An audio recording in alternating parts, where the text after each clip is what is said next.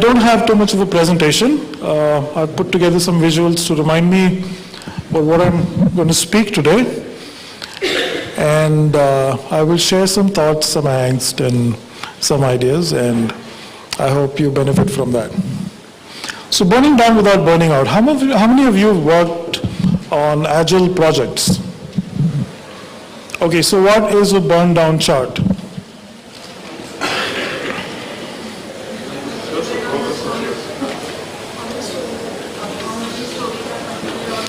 Okay, so burn down chart. So I'm not going to talk to you about agile. I'm not going to explain what agile is. I'm assuming you're here because you have a clue. And if you don't have a clue, you will get one later, right? So agile is this development methodology where you break up your development into sprints. You have Scrum teams. It goes by many names: Scrum development, rapid application development, and is often seen as a euphemism for chaos and irresponsible development. Yeah, it works for some companies. Agile is an amazing methodology for some kinds of projects, but not everybody benefits from that. A lot of people are now using Agile to micromanage their teams, because in the waterfall model, people think that you slack for a lot of time and then you work nights and you burn up. So a burn down chart is your projects are measured in terms of story points. And your burn down chart tracks how many of those story points you've completed or consumed, right? And sometimes your story points are a crazy number and you can burn out. One of the writers working on the project said, these are not sprints, man. It's just running the whole year. It's like a marathon sprint. Okay, so sometimes in an agile project, you might be a little overwhelmed by the amount of work that is involved. Right? One of my bosses had a favorite saying. Says, "How do you eat an elephant?" Now, this is something that I've used in many of my presentations. So let me see if you remember. How do you eat an elephant? Exactly. Who said that? Oh, great. So I see someone here has tried that. So he asked me the first time, how do you eat an elephant? And I said, I'm vegan. Yeah, so one bite at a time is right. But you've got to be the right kind of animal to do that. A snake cannot bite, right? It has to swallow. So you've got to be the right kind of writer to be successful in an agile environment. In an agile project, you often come across a deficit, You always feel that the project is getting ahead of you and you're behind. And there are huge demands.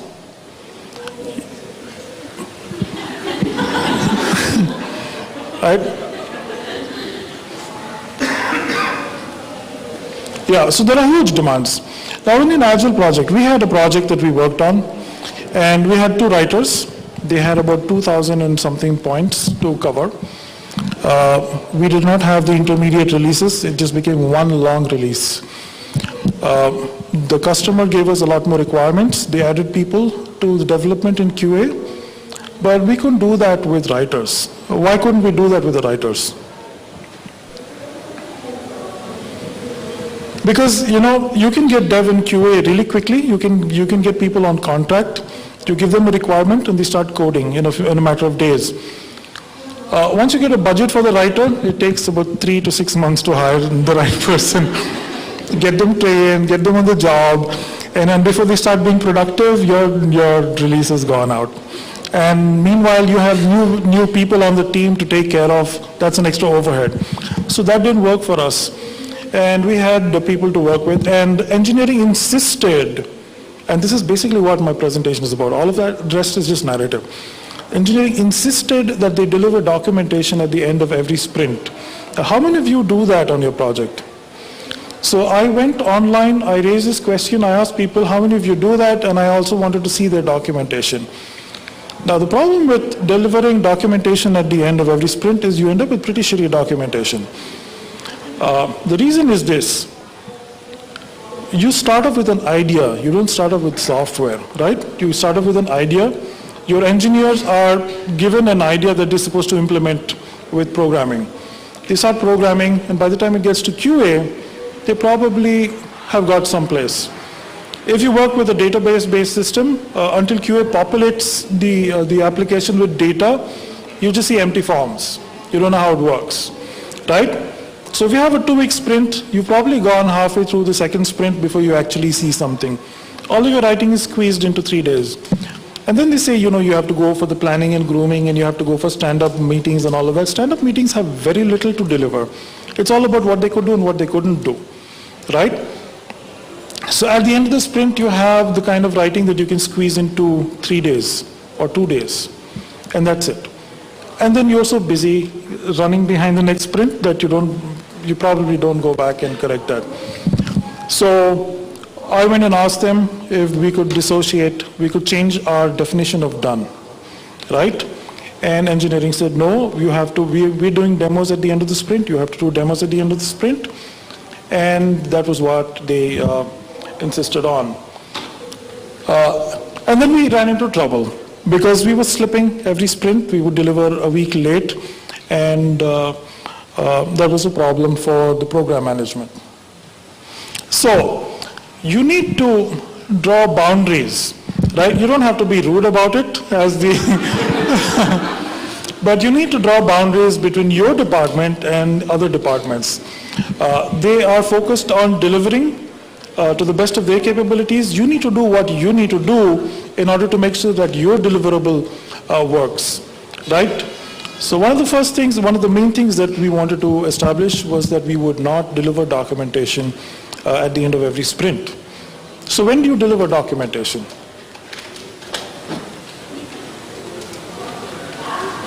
So we have these things called epics.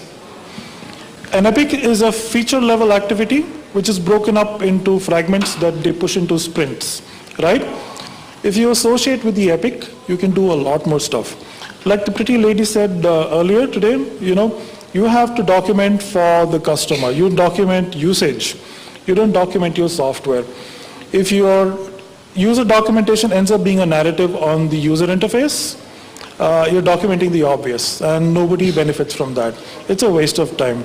It's so much of paper that they will print out and sell in the trash maybe. So if you want to document usage, I've lost weight, this shouldn't happen. You need to understand the user. You need to understand the domain. You need to understand how the user is using your software. You can't do that with sprints. With sprints, you're just documenting what development does. And that is documentation that doesn't benefit users as much as developers would like to think it does, right? So a lot of our documentation in the past has been designed to please an internal audience. A lot of our companies, if you look at the documentation, right, we write it, we send it in for reviews, the technical reviews, and the folks who do the technical reviews are checking to see whether you got what they told you and whether you've documented that. They're not thinking in terms of the user, right? You have to understand the user. One of the things that we do is we go and look at the service calls, the customer calls.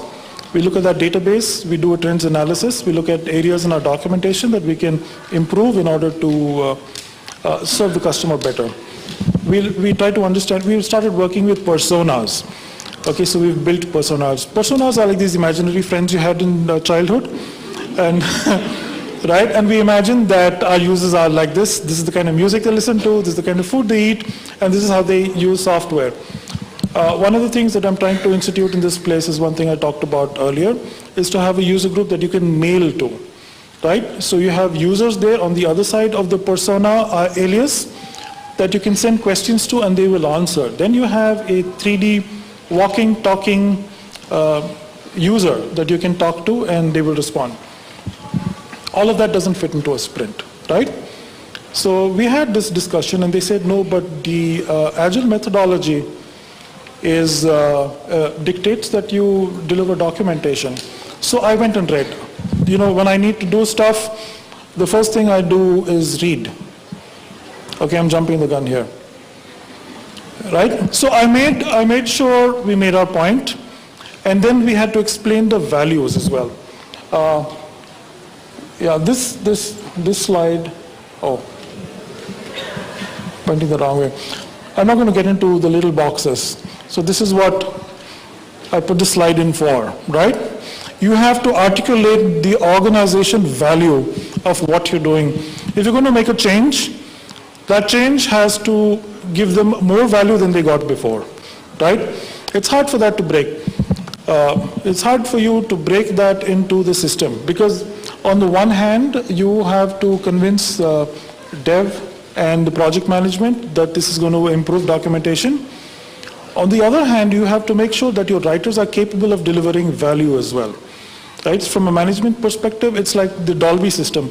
You sell to the hardware producers, you sell to the software guys as well, and they both have to work in coordination in order to deliver value, right? So it was a risk I took, but the writers enjoyed that break. They liked the fact that they could work on releases and release features cohesively.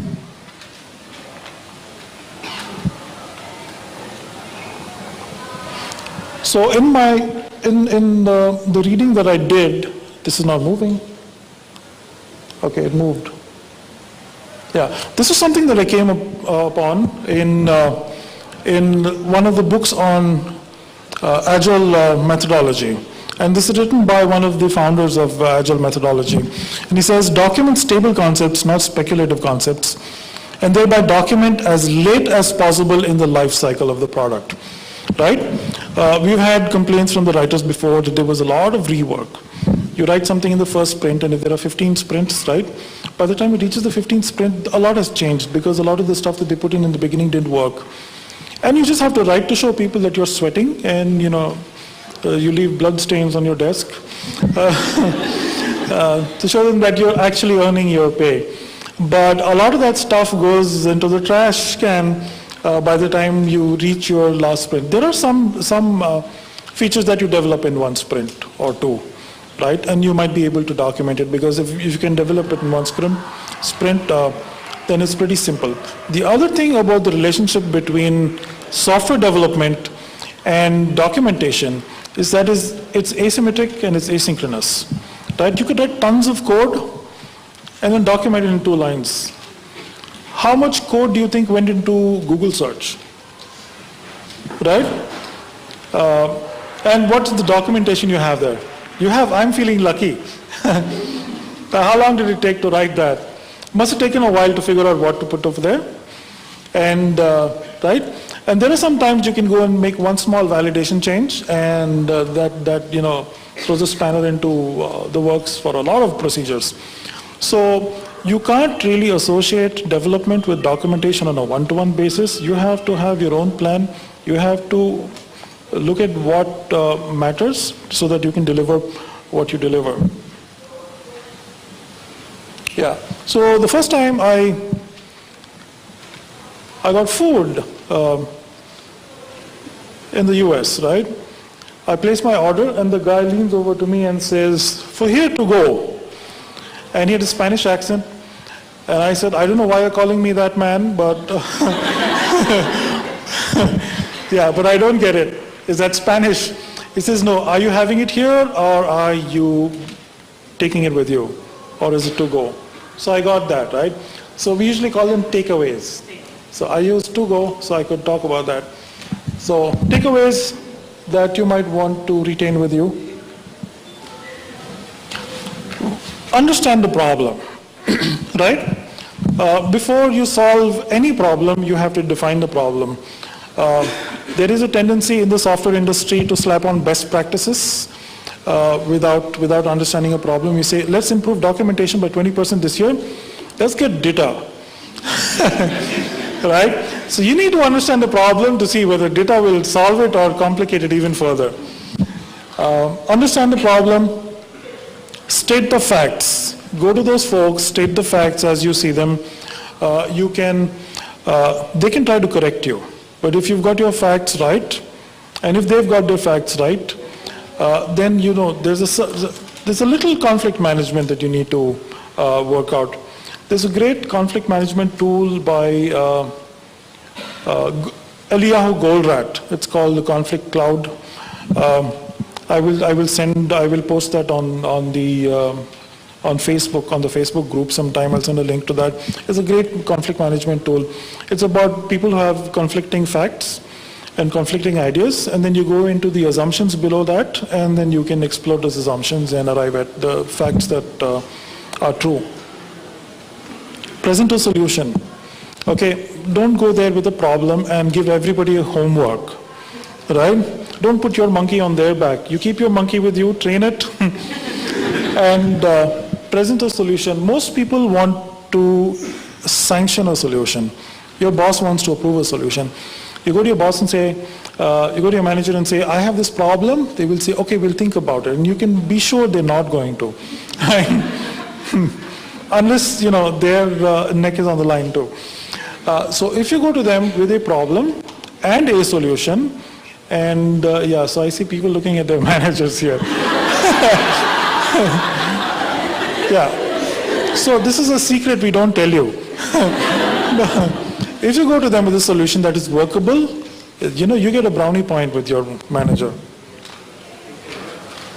Highlight the benefits. Sometimes you have a problem, you have a solution, and they be like, so yeah, big deal. Let's not change anything for this release, right? You tell them, this is how we will benefit in this release, and we have to do it now, because next week will be too late. There might be a flood. How many of you? And you have to deliver, right? So all of the things that we did before do not matter if you do not deliver, right? And here's where the managers are looking at the writers, right? All of those ideas, all of those suggestions, and all of those things, right? Those benefits that you list, they have to be seen at the end of the release. Otherwise, you will not be taken seriously the next time you go to them with an idea. So we're on our way to convincing people that this is how we need to work, and we have a release next Friday. So all's well that ends well. You have a problem, you solve it, and everybody's happy when it works out. Thank you. Do you have any questions?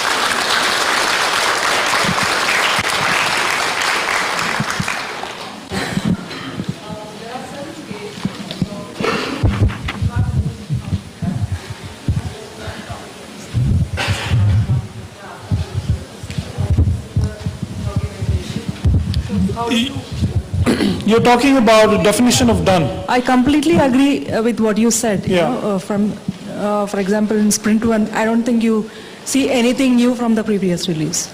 And 2 also. And probably something will be tickling in Sprint 3. So how do you, you have any suggestions with that? So we've had this conversation a lot. It's about process, right? And your process needs to serve the objective. In a lot of places we say, let's follow this process and let's see what we can manage to do in this process. That's the wrong way to think about the process. You need to look at what do we need done, what's the best way to do it, and then formulate your process to achieve that goal. So we've had some people put up a big, especially with your program managers, right? They are people who build this temple to process. They put up a big fight, and we have a lot of exchange, but I have explained to them that this is not going to work. We will try it, and we will do our best, and we will show you, all the sweat and blood and all of that, but it's not going to work. But if you give us a chance to do it our way, we'll show you how that works, and then we can probably change the process. So these gates are a process. I mean, it's not written in stone. It's not stuff that came down from some alien civilization that was, centuries ahead of us. It's stuff that somebody thought up because it seemed to work. If it doesn't work for you, you need to go through those steps. State the facts, show them the benefits, and deliver. If you deliver once, they will take you seriously. Question?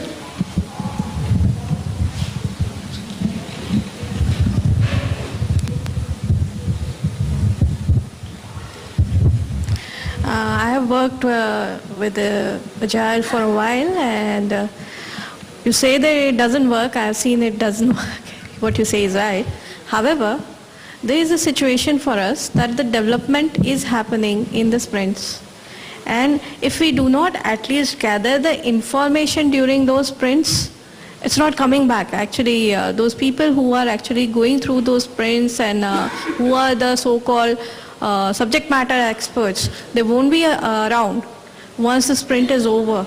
So at least one part of the thing, I mean the whole documentation process of the gathering of the information must be done during that period.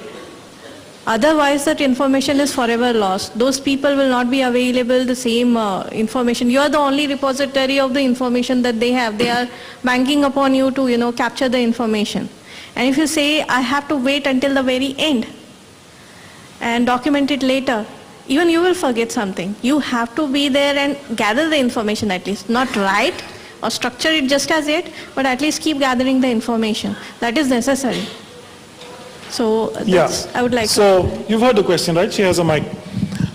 So the question was, even though you document at the end, you need to gather information right through, and I do agree. You would do that even in the waterfall model, right? You don't need to attend all of their meetings. A lot of their meetings are of no value to the writing team. You can attend... Okay. Yeah, no, try it out and see if it works for you that way. You attend the grooming and planning meeting and you have a demo. The demo is the critical meeting. I have a writer on my team who's working with the team in the US. They work remotely, right? They record the planning and grooming meetings and send that to her. They record the demo and they send that to her. And she starts working on the draft. If she has questions, she asks the developers. There is also this myth, okay, that one part of what you said is a myth, that those people are not available after the sprint. If they're leaving your company after the sprint, you have an attrition problem. If they're still there, yeah, so if they're still there, if they have finished a feature in one sprint, then you should be documenting it in that sprint. But if your feature is going to be broken across multiple sprints and your company is juggling developers, then they're doing something that would be categorized as nuts, right? Excuse me. If they are working on the same feature across sprints until that feature is completely developed, then they will remember everything because they need to remember in order to complete that feature, right? So, yeah, so you need to understand the problem.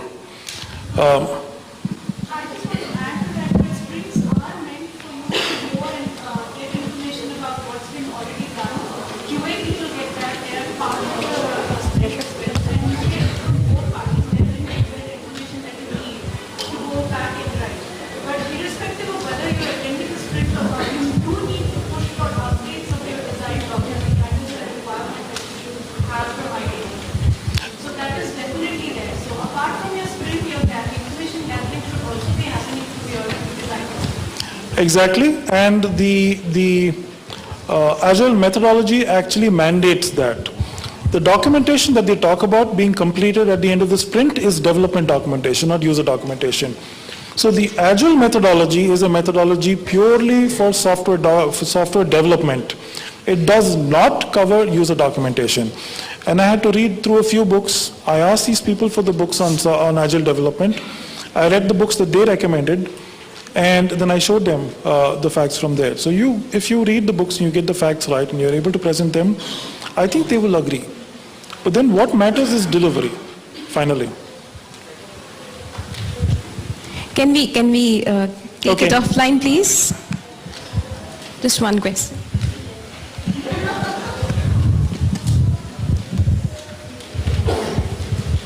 So one thing you were saying that you normally document what not the UI, but how the user is going to use the feature, yes, how it benefits, and that's normally what the problem statement is ideally supposed to be in the PRD, which starts before your first sprint. So wouldn't it be, I mean, how does it help? I mean, I think it should be helpful enough from a documentation perspective, because the problem is stated, you have decided on a solution on how the problem can be addressed. And that aspect could be documented. even before or probably in the first sprint itself, at least that aspect of the feature. Yeah. So there are PRDs and there are PRDs, okay? So that is the issue. There are some architects and some project managers who actually understand the domain. Then there are some new domains that are ideally suited for Agile, where you work a lot with the user, with the end user, you get feedback. And the whole point of Agile development is that you get in-process feedback from the user to see if it works for them, right? A lot of your PRDs are high-level design documents. So we have different names for that. You have high-level design, low-level design, you have PRDs, and you have user stories. And they're usually specifications for your application, for your feature, right? They may or may not, sometimes they talk about user tasks. Those user tasks are basically, how do you fill in this form, right? Your actual user task, and if you look at user task analysis in the terms that Ginny Reddish and these others have written, a user task analysis is to understand what the user is using it for in their workplace to achieve their goals, right? So sometimes your user task internally is just about filling up a form. The user task out there may be how to onboard a new employee, which is a different thing, right? So if your PRD tells you that, then great, you have less of a problem. Yeah, thanks. We can take the rest of the questions offline.